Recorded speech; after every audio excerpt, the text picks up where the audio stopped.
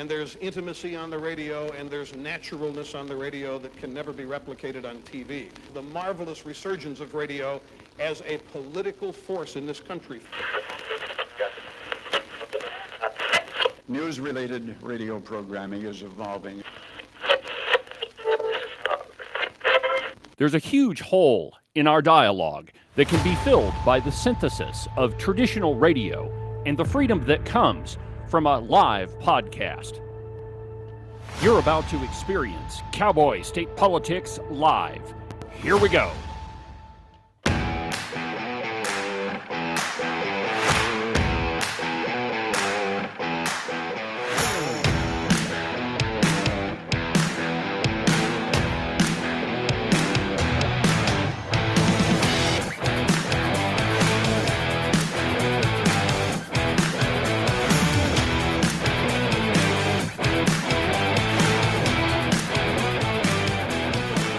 Good morning, my friends, and welcome to another tremendous installment from very high above all the puerile and insipid forms of Wyoming mainstream media. This is Cowboy State Politics.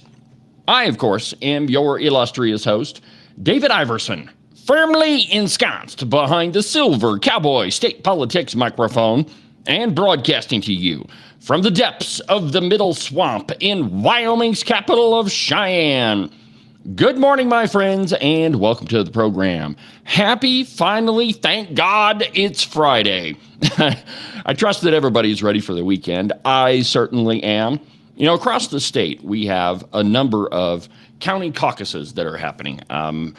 We've got ours in Sheridan County this weekend, and what that is when the party gets together, the grassroots of the party gets together and starts to craft policy, decide how the Republican Party is going to operate going forward.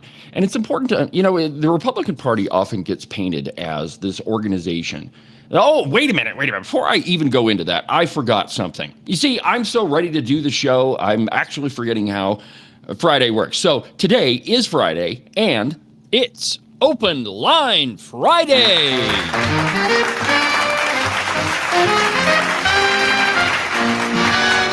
That's right, my friends. Open Line Friday on Cowboy State Politics Live. This is the day when we talk about whatever you want to talk about. So whatever's on your mind, that's you. You just give me a call, 307-374-8989,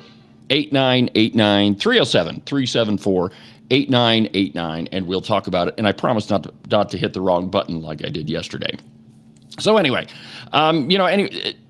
today is different than any other day on the program because, if we get callers, we'll just divert what I'm talking about and we'll just let you run with the show, which, there's been a lot happening. And I think that the Wyoming citizens probably have a ton that's on their mind. As you know, I always do. But there again, you get to listen to me go on and on all week long.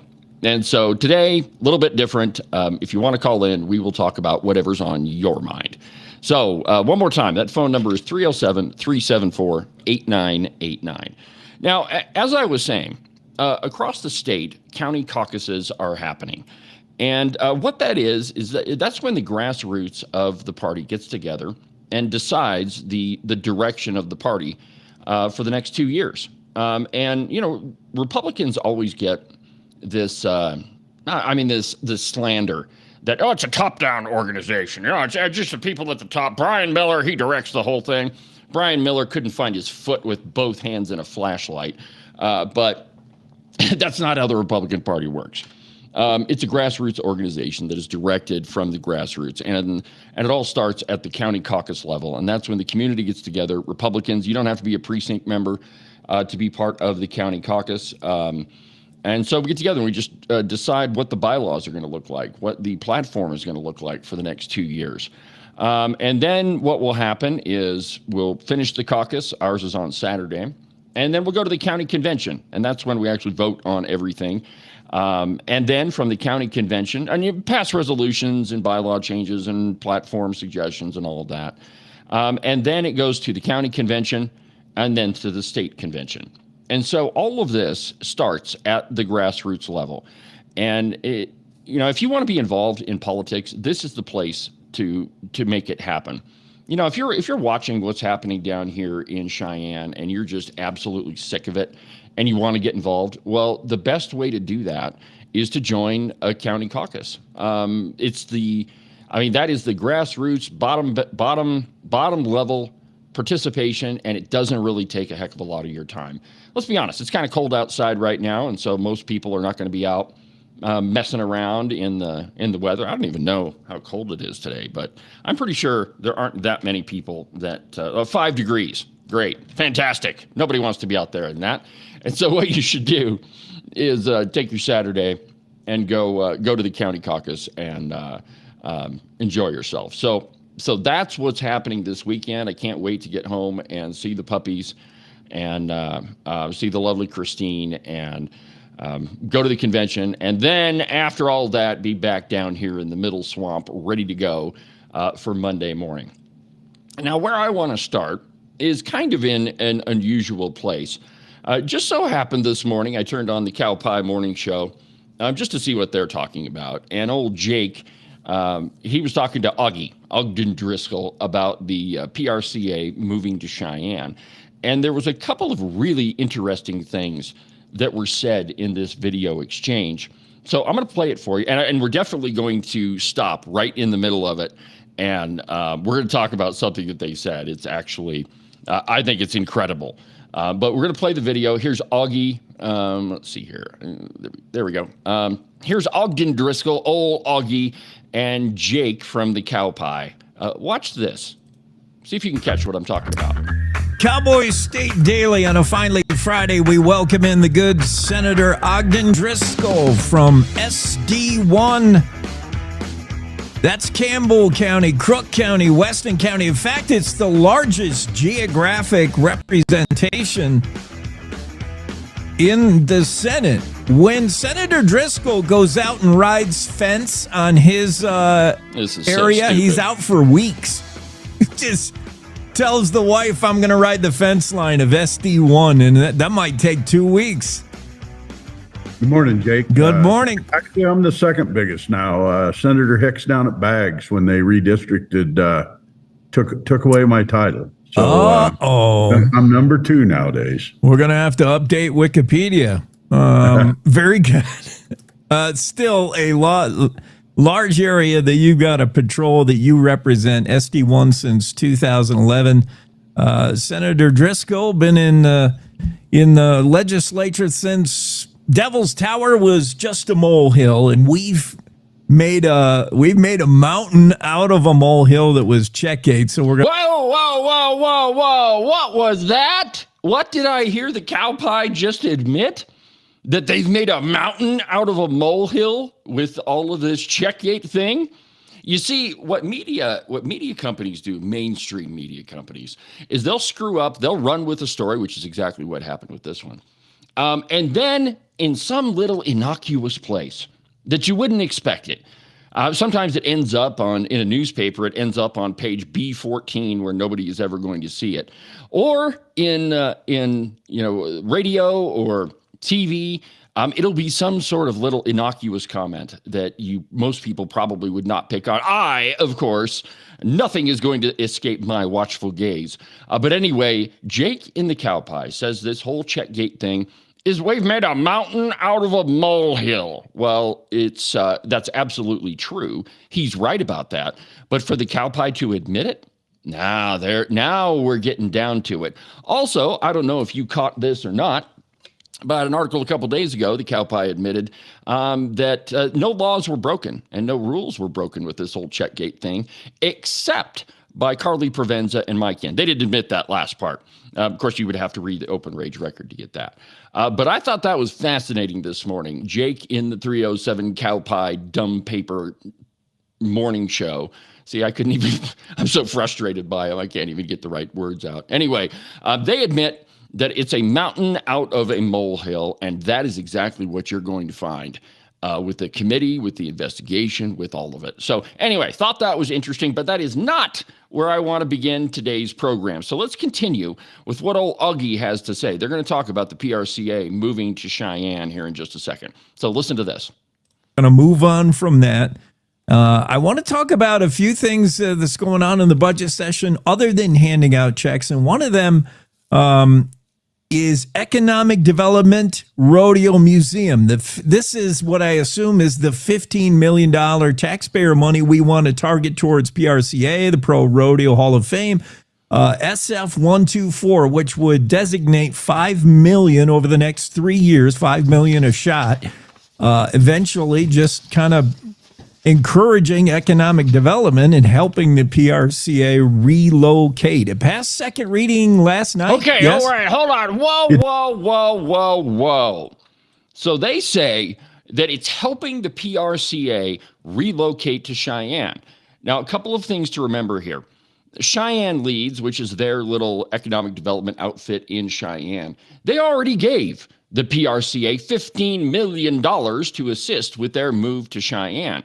And now the dummies in the Wyoming legislature think that we need to add another $15 million on top of it. So now we're up to $30 million under the guise of creating economic development when the PRCA has already decided to move here. There's no question about it. They've been out and they've issued public statements. They've talked to the Cowboy. The Cowboy themselves has printed articles saying that the PRCA has made the decision to move to Cheyenne, Wyoming, which, by the way, good decision. That's where it should be. That's where Cheyenne Frontier Days is, the big daddy of them all. If you're going to have a professional rodeo association headquarters and museum, it should probably be there. But they made that decision. It's not necessary to give another $15 million to the PRCA to make a decision that they've already made. This is what redcoats do, is they take something and then they just add more money onto it. Because do you know what a politician does with the pile of money that they see over in the corner? They spend it, which is exactly what's happening here.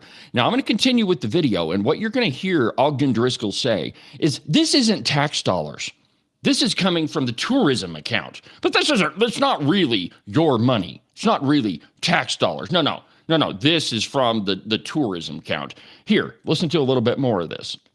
Jake, I'll do a few facts on it because it's really floating around and it's good. This is one that's near and dear to me, and I think it's near and dear to a lot of people in Wyoming. And it actually goes to the root of a lot more than PRCA and rodeo. It goes to economic development in the future of Wyoming, what we do. And so I'm going to do a real fast run through of the history of kind of what happened there, because there's a lot out there and what it does and what it doesn't do. So PRCA didn't come asking Wyoming to come to the state. Cheyenne Leads, of all people, an economic development group. Okay, all right. So it's a private organization that they've got some support from Cheyenne. Now, what Augie just said there, it's absolutely true. Okay, in fact, the Cowboy reported on this back in November in a piece called Cody Joins Bidding War for Professional Rodeo Cowboys Association. Now, if you remember, Ken and I talked about this quite a bit on the program. And, we had some thoughts about Cody jumping in and, adding more money. And we told you that it was the folks in Cheyenne that, approached the PRCA. And then they made the decision to move to Cheyenne. So here's what they said, the Cowboy anyway. A bidding war for the PRCA appears to have begun in Wyoming. Cody has thrown its hat into the ring with an invitation for rodeo officials to visit the self-proclaimed rodeo capital of the world, which, Cody's cool, but it doesn't hold a candle to Cheyenne Frontier Days, not even by a stretch. Let's see here. PRCA is taking Cody seriously along with others. See, this was printed before they actually made the decision. Texas in play, day and night rodeo, where is it? Okay, here we go. Having the PRCA Cody rodeos right next to the Cody Stampede would be hand in glove, the officials in Cody say. All right, tight competition. Given the kind of competition vying for the flag of PRCA's attention now, Darby is the guy in Cody, their economic development guy, would have a lot to contribute. Mayor Rader, meanwhile, said she believes Cody's amenities would dovetail nice with the PRCA. And so there was a bidding war going on, and the PRCA made the decision to move to Cheyenne. So that decision's done and over with. the Wyoming legislature doesn't need to dip into this, which is exactly the problem with this economic adventurism that Wyoming legislators think that is absolutely essential, because they listen to idiots like Josh Durrell say stupid stuff like we have to have a government for business to succeed. It's absolutely asinine. So there's no need for this whatsoever. And there's one more part of it. Listen close. Got their heads together, had some people kind of whisper in their ear, maybe it'd be a good idea to look at it. They looked at it. They put an initial package together and went to Colorado Springs and sat with the PRCA and said, would you consider moving to Wyoming? And they said, we haven't considered moving anywhere. And they said, would you consider? And they said, well, what do you have? And so they laid it out to them. And the director of the PRCA, Tom Glaus, said, I'll take it to my board. It's interesting enough to talk about. So the board looked at it, and what it entailed was they were going to bring $15 million of Cheyenne Leads money that was private money. And they were going to ask the state of Wyoming to match that money with $15 million, not of straight taxpayer money, of money from the tourism account. Whoa. Stop. Not of $15 million of straight taxpayer money. No, this is from the tourism account. Well, let me tell you exactly what the tourism account is. So that's the lodging tax that everybody pays when you have to rent a motel room.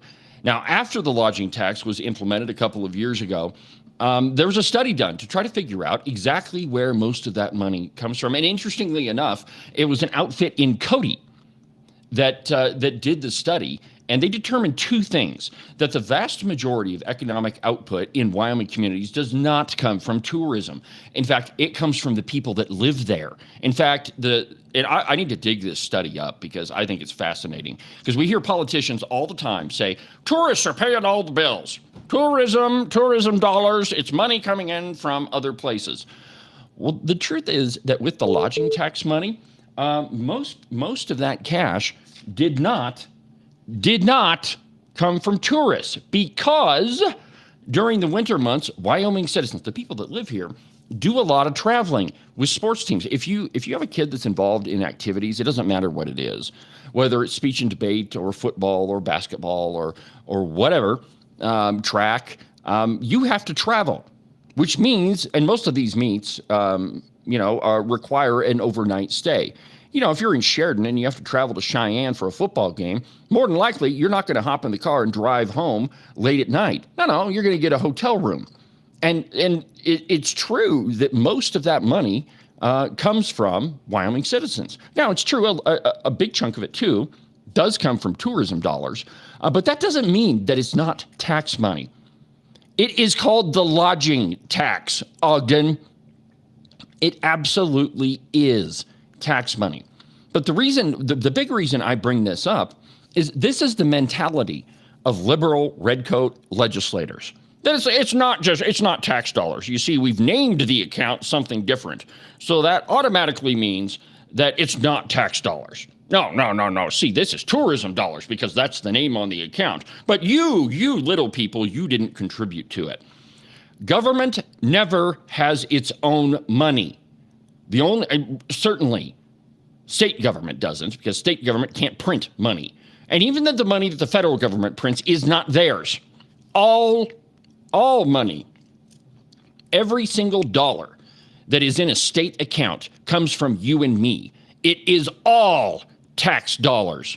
And it doesn't matter what creative way politicians like Ogden Driscoll have figured out to take more and more of your money, all of it is a tax. Now, here's another boondoggle comment that they often tell you. Well, it's a fee.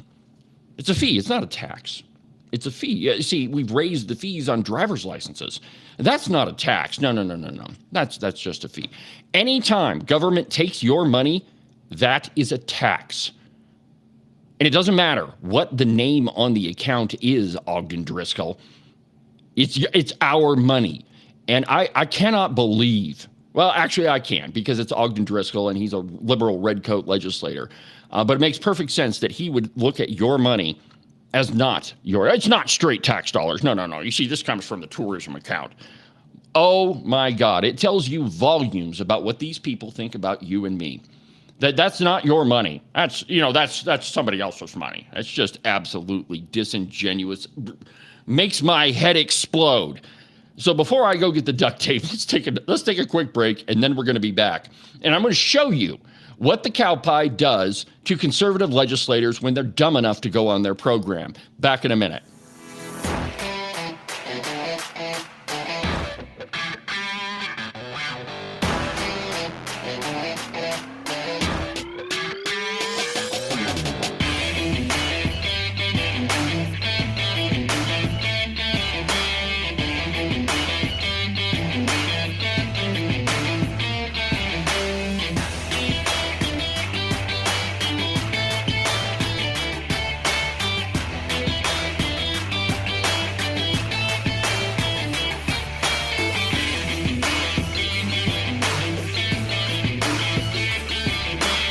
Yeah, I know.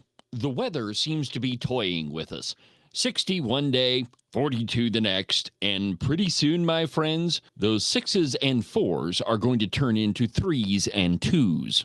Though we all want to avoid it, that white stuff is coming, my friends, and you will be shoveling the walk in it. It's cold, it's unpleasant, and nobody likes to do it. But you could make it just a little bit more comfortable and prevent your feet from turning into a giant block of ice. In fact, you could keep them nice and warm and toasty, and your toes will never even know that they're outside. The rest of you may be frozen solid, but at least your feet won't be. To make all this happen, you just need a pair of socks from the Buffalo Wool Company. They are the finest socks that I've ever put on my feet. To get you a pair, go to their website, thebuffalowoolco.com. Trust me, you won't be disappointed. Are you one of those guys that listen to the president just a little bit too closely and now you're tired of winning? Are you getting the feeling that there's been way too many good things happening in our country and you just can't take it anymore? Well, if you are, and you think you should follow Rosie O'Donnell's example and get the heck out of Dodge, you need to call Rebecca Bextel at eXp Realty. She'll make those foreign country living ideas a reality for you. All you have to do is call 307-699-3519, and she'll make sure some freedom-loving, red-blooded American will now live in the home that you no longer want. If you want to sell your house, or if you want to buy one that's way better than the house you have right now, give Rebecca a call. Again, her phone number is 307-699-3519. I've never felt the freedom like I do. I feel stronger every day, don't you? Well, I can show you how. A new day, a new way. Watch out, I'm only gonna get stronger. A new day, a new way. Watch out, I'm only gonna get stronger. A new day, a new way. Watch out, I'm only gonna get stronger. A new day, a new way. Watch out, I'm only gonna get stronger. I've never felt the freedom like I do. I feel stronger every day. I'm only gonna get stronger. Cowboy State Politics is only going to get stronger. This program is only going to continue to expand. Cowboy State Politics Live, this program, the Cowboy State Politics Podcast, and now the Open Range Record, which is exploding. My friends, thank you for paying attention to that thing. It is absolutely a God thing that how much attention it has garnered in a couple of weeks. We're all over. We're well over 30,000 page views already. And this is only week number 6. So it's absolutely incredible. Thank you for paying attention to it. And as it relates to the Open Range Record, there's a couple of things I want to point out to you. We're doing a series, which I think is pretty cool. It's called Profiles. And what we're going to do is just interview some people that we think are kind of interesting and introduce you to them. It's not political. It's just let's get to know who these people are. And the first one on the list is State Auditor Christy Racinas, and I've already published the article on the Open Range Record. And it's a great interview, and you get to learn who your state auditor is. And go check it out. We put a little bit more effort. Well, we put a lot of effort into what we do, but we got more personal pictures in there of Christy Racinas, and it's a great piece. It's written by Sarah Hendricks, one of the great journalists at the Open Range Record. So go check that out. And if you haven't noticed, we're covering a lot of stories that other people are not. And one of the fun things about being down here in Cheyenne is it's pretty easy to do investigative reporting down here. Not that the Cowboy does it or the Wyoming Tribune Eagle or any of them, but you're right here, right? If you need documents, you can go to the Secretary of State's office and get them pretty quickly.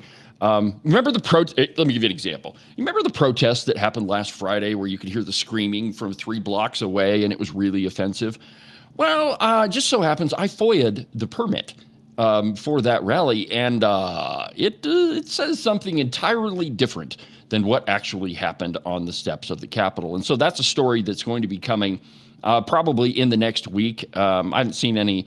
I've got one journalist assigned to it, and she's going to be taking a look at it. But it's a fun story. It exposes the lies of some of these liberal groups. Then we've got another one. There's this last week, there's been some pretty sanctimonious members of the House of Representatives get up to the microphone, and we've got another piece. We're going to tell you all about one of them. And I can't wait for this one. It is going to be so much fun. But anyway, so there's a lot on the Open Range Record, and I invite you to go take a look at it. And if we've also got a letters to the editor section, and unlike the Cowboy, unlike some of these other media outlets, I'll actually publish your letter to the editor on the front page of the Open Range Record. Now, I'm not going to promise how long it'll be there because news moves pretty quick through here. But at the very least, we'll throw it up on the front page for a little bit so your letter gets some attention. So if you want to write us something, there's multiple ways on the website. You can write to us. The email address, you can send it to me, David at cowboystatepolitics.com. or editor@openrangerecord.com. Either one of those will work. So if you've got a letter to the editor that you want us to print, go ahead and send it to me.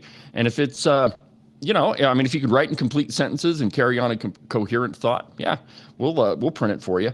But there's a lot of stuff that's happening, a lot of really cool things, and all of it is thanks to you. So thank you very much.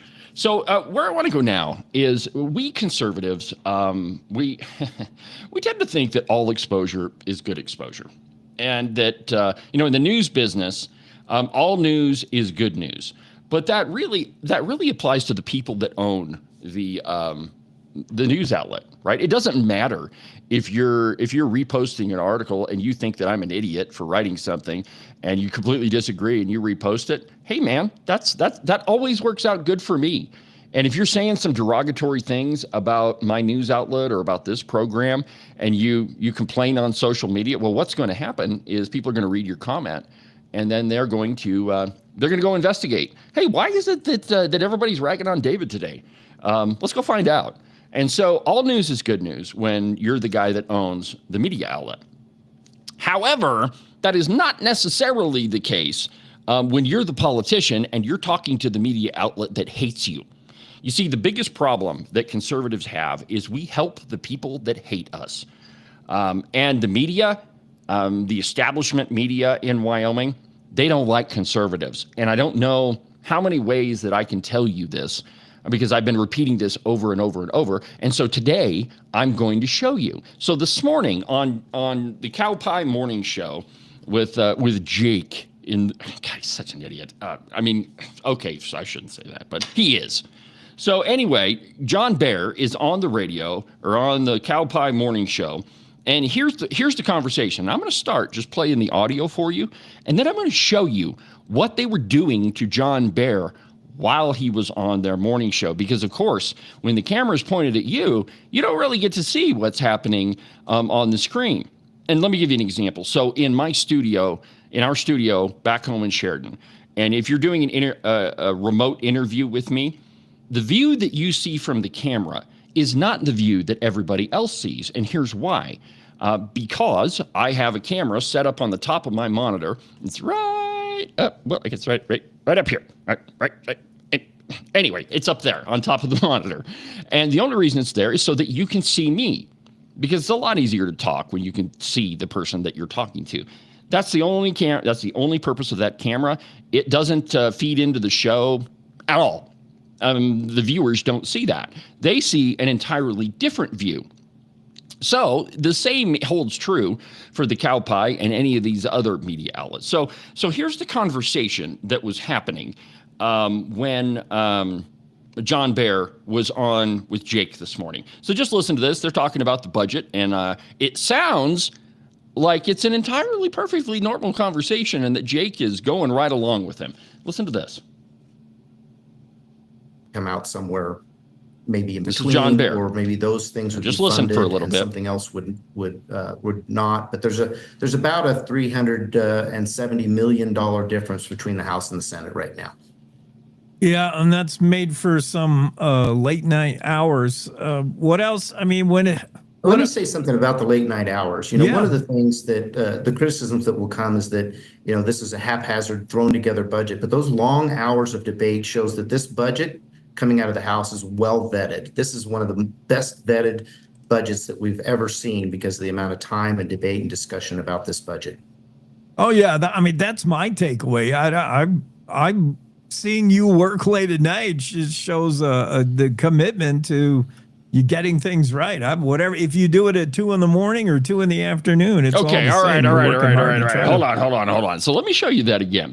So you notice, while they're talking, the conversation sounds great, right? It's pretty normal. Jake's going along with him, asking him questions about the budget. John Bear is telling you how there's a $300 million difference between the House and the Senate. And the conversation sounds perfectly normal, right? And then Jake, but again, this is not the view that John Bear is seeing. So what everybody else is seeing, and let's see here. Well, now what is it doing? So everybody else is seeing an entirely different view of what's happening. And it's one that is not at all flattering to Representative John Bear. His face is kind of squished, and I'm going to do this a little bit different. So you're going to see the entire screen for a minute. And so, but anyway, check this out, and I'll show you. So his face is really squished and it's out of focus, and he really doesn't look very flattering. You see, this is what the media does. It is always misdirection. They're always doing something to make conservatives look worse. And what happens in this video, what they're doing is it's a Zoom window, and they've squished the window, and they always do this. But they squished the window so that John Bear's face doesn't look normal, that it looks like it's like really, really, really thin, and it's really not flattering at all. But all of this, my friends, is done on purpose. That's a weird look. So all of it is done on purpose. So while they may be having a good conversation about the budget, what they're doing and what John Bear can't see is they're making him look like a fool. And this is exactly the problem with conservatives talking to people that hate them.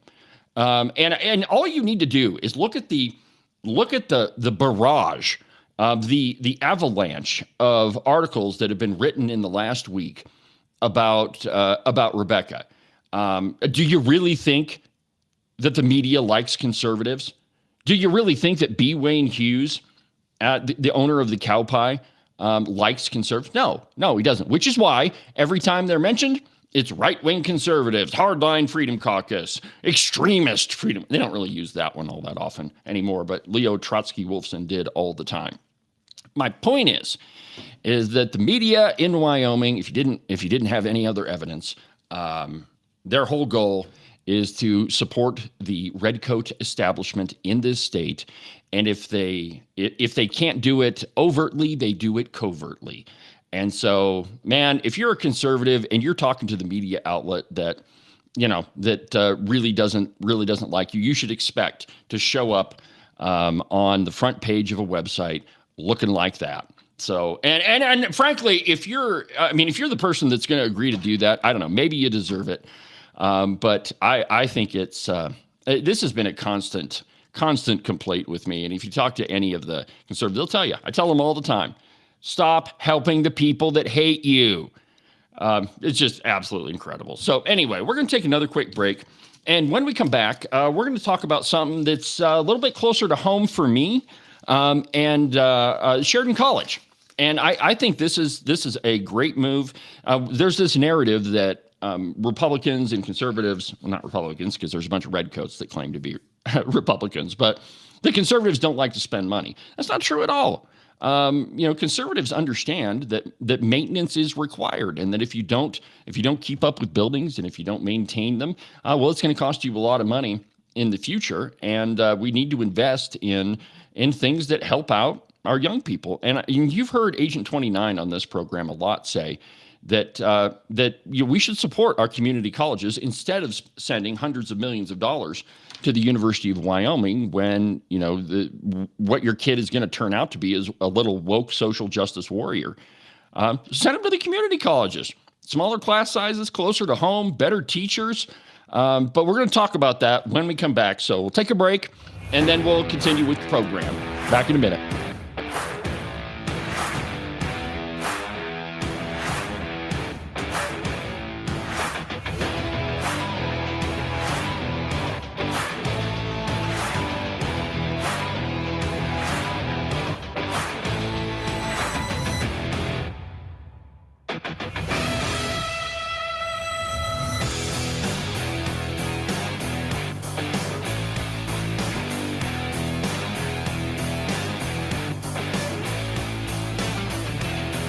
Make sure that you subscribe and follow the Cowboy State Politics podcast. You can do that from the website, cowboystatepolitics.com, or anywhere that you get your podcasts. That way, you'll make sure that you won't miss a single episode of Cowboy State Politics. Hunting season. Right about now, you're off with all of your pals, stalking the big gigantic elk or buck mule deer that you've been thinking about all summer long. And your lovely wife is at home, probably enjoying her time without you. But soon, my friend, all of that is going to come to a screeching halt. And I want you to think about just one little thing. She's able to park her car inside the garage because all of your hunting crap is with you right now. Now, if you'd like the marital bliss to continue, I suggest you make a call to Marcos and Jesse at Morton Buildings. Their phone number is 307-674-2532. They can build you a garage or a barn or any other type of metal structure for you to store all of your toys in so that your wife can continue parking inside the garage. And you can avoid sleeping on the couch for the next month or two. Call Morton Buildings. Their phone number is 307-674-2532. Get them to build you a metal building before it's too late.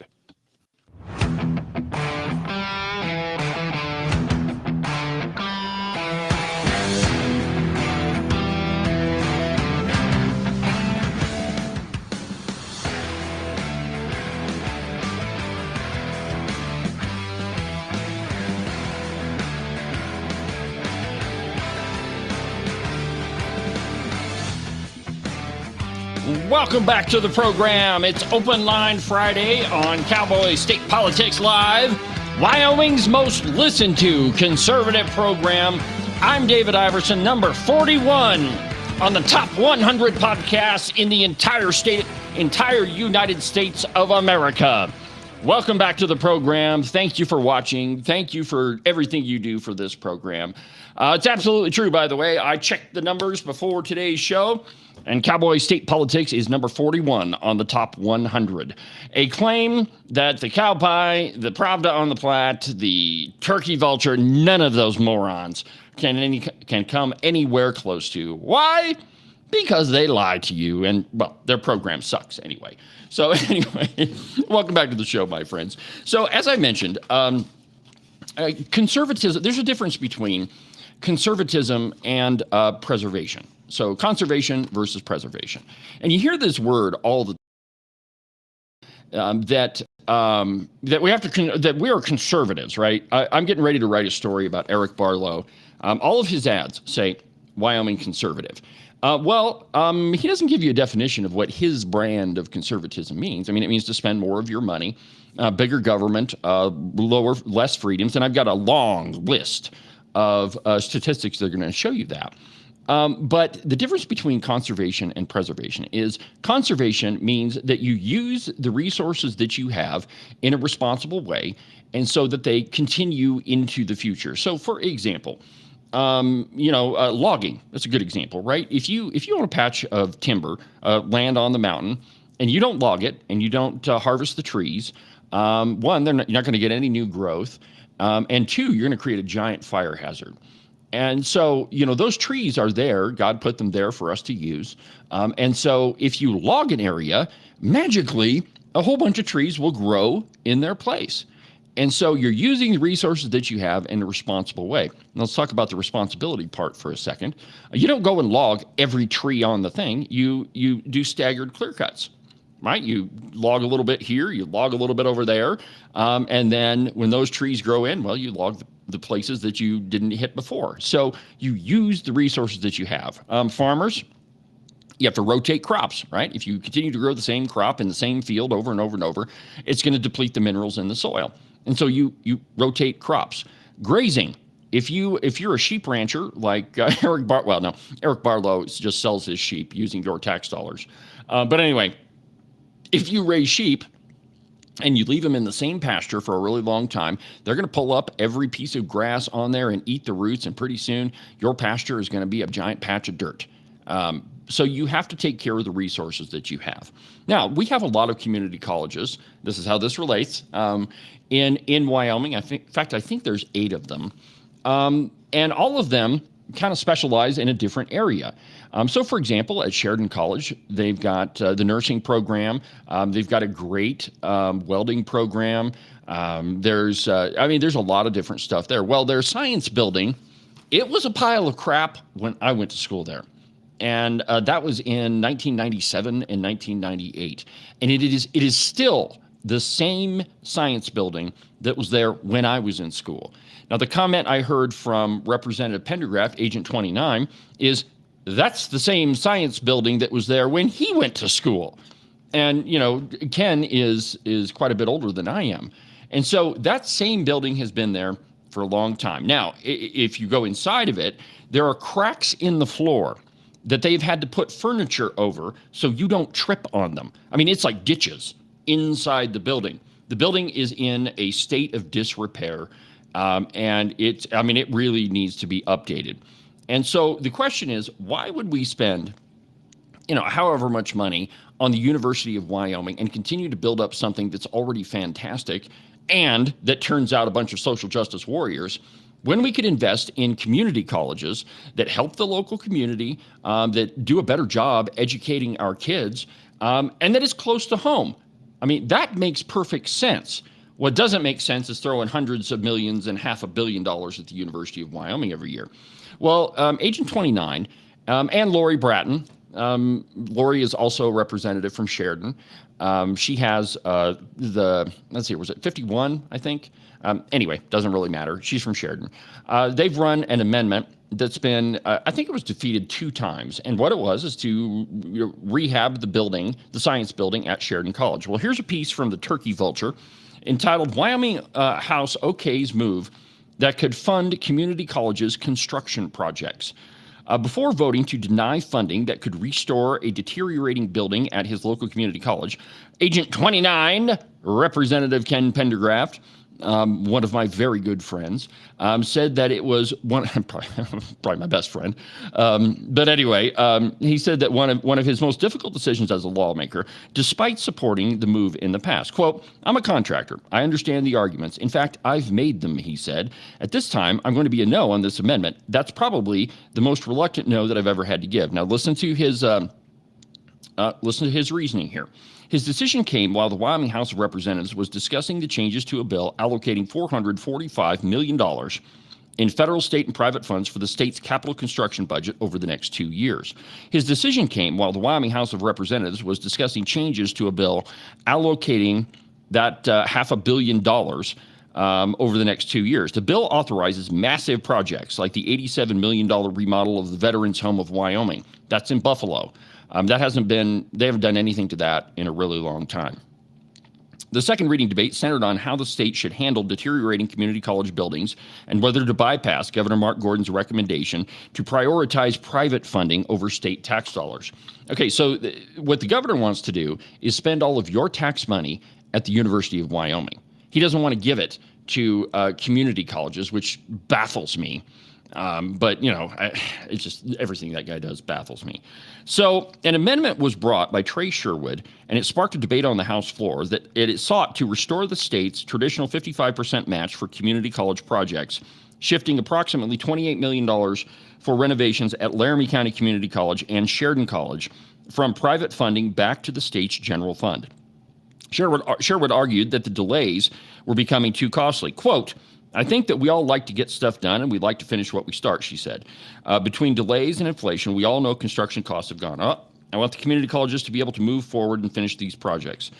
Supporters of the amendment described the state of campuses that justify the need for the move. Representative Rob Geringer highlighted the concrete issues at LCCC, which that's the college here in Cheyenne, where buildings were constructed with aggregate, and that there's problems with the foundation that they didn't know when they built the building, and now the concrete is deteriorating. And so there's a process that they can fix the concrete. I don't know how that works. I'm not an engineer, but apparently there's a way that we can fix it. So anyway, let's see here. In addition to Pendergraft, opposition to the move was led by John Baer, who urged the House to stick to the priorities established by the governor and the Joint Appropriations Committee. Baer suggested that with the only $3.8 million remaining in JAC's planned allocation, the House risks overspending. And so essentially what happened here is there was a bunch of different projects that were tacked onto this, and that's the reason why Ken voted against it. But let me give you his justification, okay? A couple of different times on the floor, he's tried to get this through, and it failed. And so, he in his thinking, and you can listen to all of the programs that we've done, of the hundreds of hours. He'll flat tell you that he's in favor of this. So it was a question of overfunding. But here's the good news, okay? So this bill got okayed, right? They passed the bill out of on that reading, and so the construction at Sheridan College is going to happen, which is absolutely a good thing. Now the question is, how big is it going to be? Now I've been a longtime opponent of some of the massive buildings that Sheridan College has put up, and it's a beautiful place. I would have no problem if I had kids. I would have no problem sending them there. But it's a question of how to use your money wisely. Now I have no doubt whatsoever that when this bill goes through and it goes to conference committee, which it probably will, Pendergraft will be right along board with it. But it's important, instead of spending money at the University of Wyoming, which they have an endowment that's almost $1 billion, we should be supporting community colleges. Now, I'm not saying we need to pay for everything. Sheridan College has what's called the Whitney Foundation, and they've paid for a lot of the construction. It's a private organization, okay, that funds a lot of the construction at Sheridan College. Now, here's the other problem. One of the reasons that John Baer is against this, I would guess, is that Gillette College is not getting a lot of that funding because Gillette College and Sheridan College split, and they're going to be two independent bodies. So there's a lot of independent politics that are involved here. And one of the things to keep in mind when we're discussing all of these things is they're often is the wrong word. They're almost always way more complicated than what the headline actually tells you. I mean, which is why, I do this program, so I can explain the ins and outs of this. And so when the Sheridan Press goes after Ken for not voting for this, you've got the explanation and you can make the argument as to why on this particular vote that he voted against it. It was for all those other projects. Now, keep in mind, you can go back a couple days and Ken absolutely advocated for this funding for Sheridan College. And so it was because it was shoved into a big package with parts of it that he didn't agree with. So, I'll get with him over the weekend and we'll see if I can get him on the show. He's pretty busy being on appropriations, but I think this is important. I'm in favor of it. I'm not in favor of spending gobs of money at the University of Wyoming. And they have plenty of money. They can spend it on their own. All right, so let's see here. We're about at the end of the program, but we're going to go ahead and take one more break. And when we come back, I've got a couple of op-eds I want to tell you about. One of them is from Sarah Penn. She, too, has got some things to say to conservatives. And, you know, just because I'm the most conservative, most listened to conservative voice in Wyoming doesn't mean that I'm not critical of these jokers sometimes. Sometimes they absolutely deserve it. And so I'll tell you about it when we come back.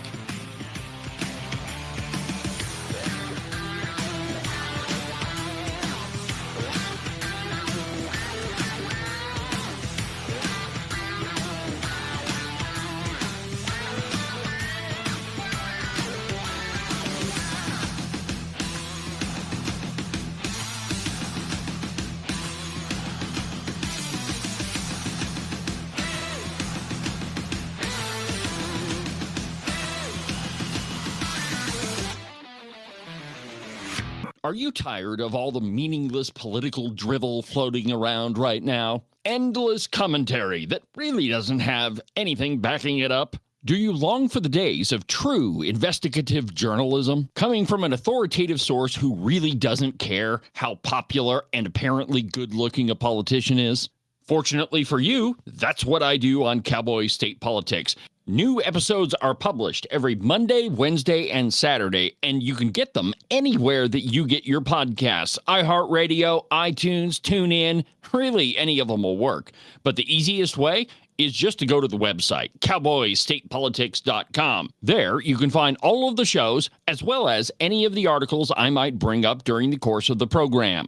Cowboy State Politics Live, the program you're listening to right now, is broadcast every Tuesday through Friday, beginning at 8 a.m. Pay attention to all of that other block-headed nonsense if you want. Just make sure that you don't miss an episode of Cowboy State Politics. And now, back to our program.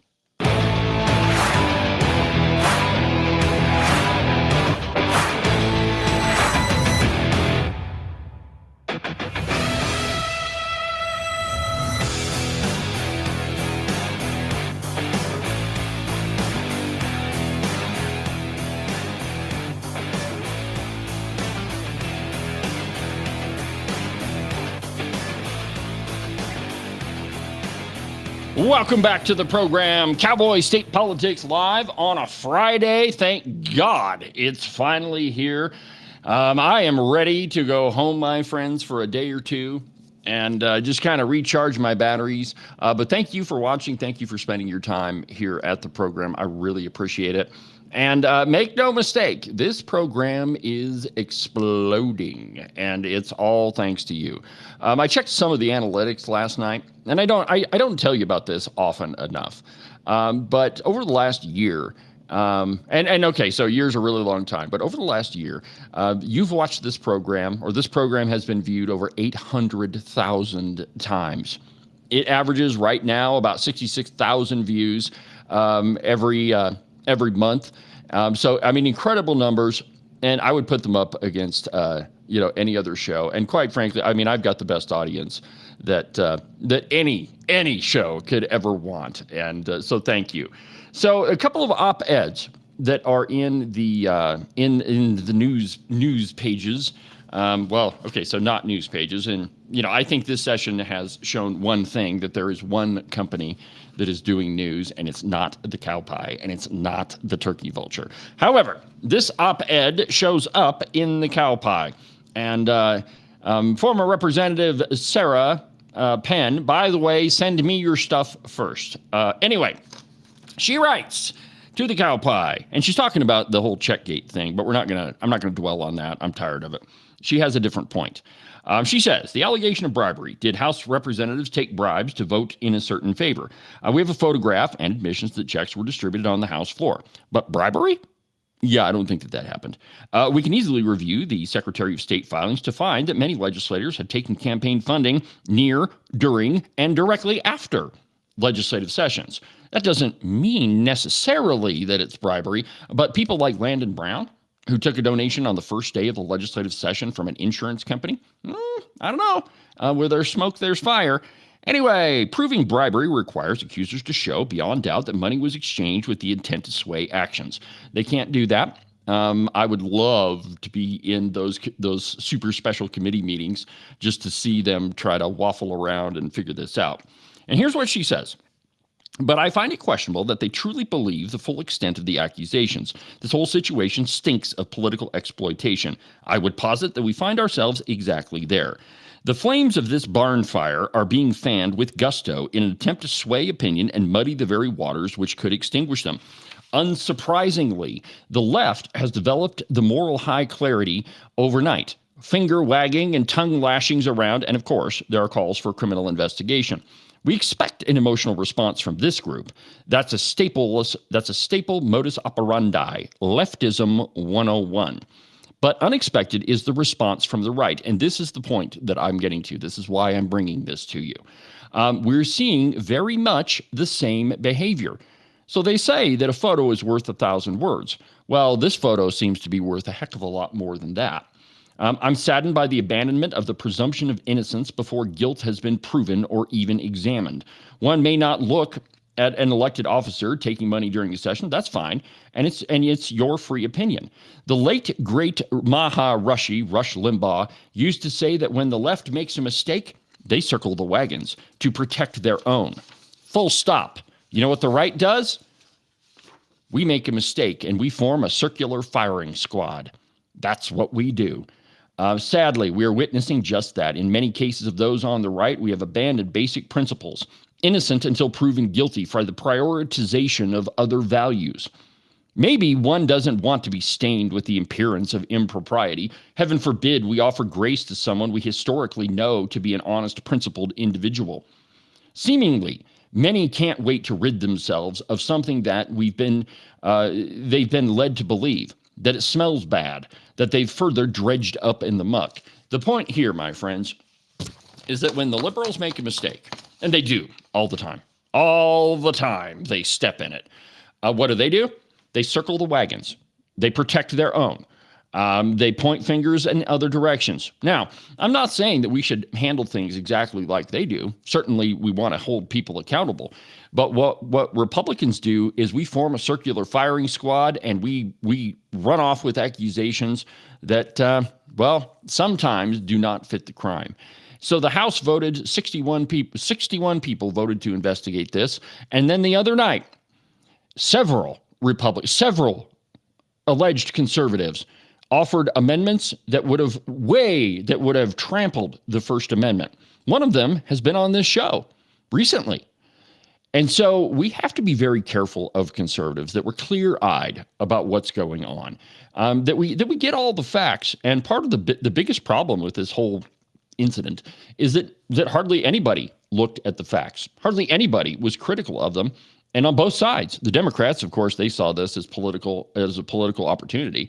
The right, though, man, they were in self-preservation mode. Not all of them at all. People like Sarah Penn, no. She's the one saying, hey, you guys are running, running out the gate, and you don't have any idea where you're going. But the point here is that we got to stick to our principles. If we stick to the principles that are listed in the Constitution, that you're innocent until proven guilty, that you have the right to confront your accuser, which, by the way, that's Carly Provenza and Mike Yin, and they've got a little bit of a problem of their own. There's a great article that I wrote on the Open Range Record.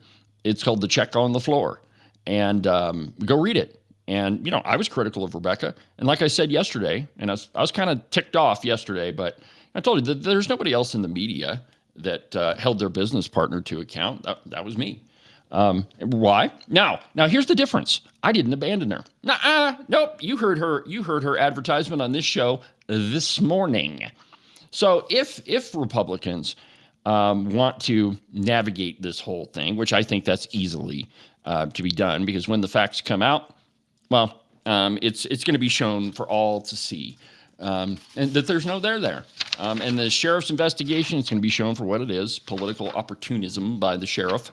I don't know Sheriff Kozak. I'm sure he's probably going to want to talk to me. But anyway, I don't have anything to tell him. But anyway, so a circular firing squad. That's Sarah Penn. I think you hit it on the nose, except that you sent your op-ed to the cow pie. But anyway, we'll work on that. Here's another one. And this one is from the Sheridan Press, I think. It's entitled, no, this one is from the Turkey Vulture. It's entitled, "It's clear we need to return to mandatory high school civics instruction." We don't do that anymore. Well before I was in school, it was switched over to social studies.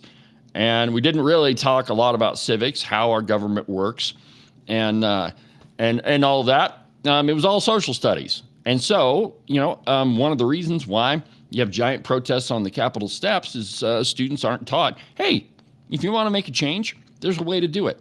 Here's the civics process. Here's how our government works. Here's how you can get involved.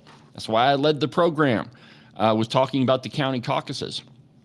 Anyway, here's what this Bill Beggs says.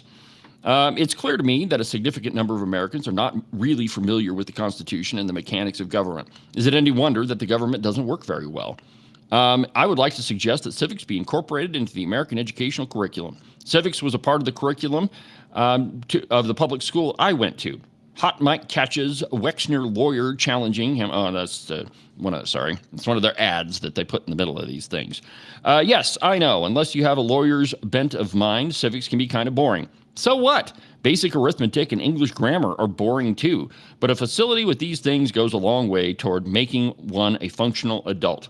A good teacher can do a lot toward making the study of civics more interesting. I'd like to suggest that it be mandated. I agree. I think we should teach civics. I think it's important, and schools need to get back to it. If you want to know why there was 200 screaming kids on the steps of the Capitol that could be heard 3 blocks away, well, that's because they don't understand the political process, and the teachers that were there. I fully believe that there were teachers in that crowd, by the way. That the teachers there are not teaching civics. In the video that is posted in our article, you can hear a guy say, "Now remember, this is why you're here." Yeah, I bet that guy was a teacher. That's a great article by Laura Pavey, and we're going to have an update to it. So anyway, my friends, that pretty much does it for today's edition of the program. A couple of things before I let you go. I really enjoy the comments during the program, and I try to respond to some of them. So keep that up.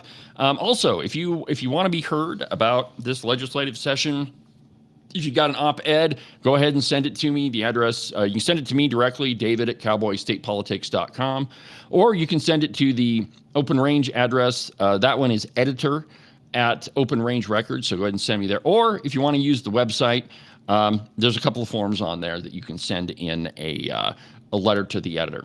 Well, that'll about do it for today's installment of the broadcast, my friends. This was fun. Thank you for joining. Thank you for being a part of Cowboy State Politics. I really appreciate it. And we'll be back. This live program will be back Tuesday.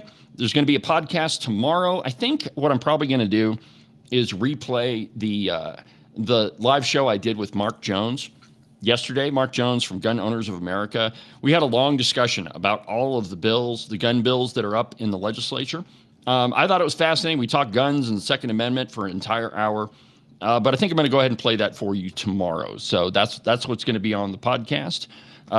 Don't miss a minute of things that are coming on the Open Range Record. When I get done with the show, I'm going to publish a couple of more. So anyway, thank you for watching. And from the depths of the Middle Swamp in Wyoming's capital of Cheyenne, I'm David Iverson, and this is Cowboy State Politics. See you tomorrow.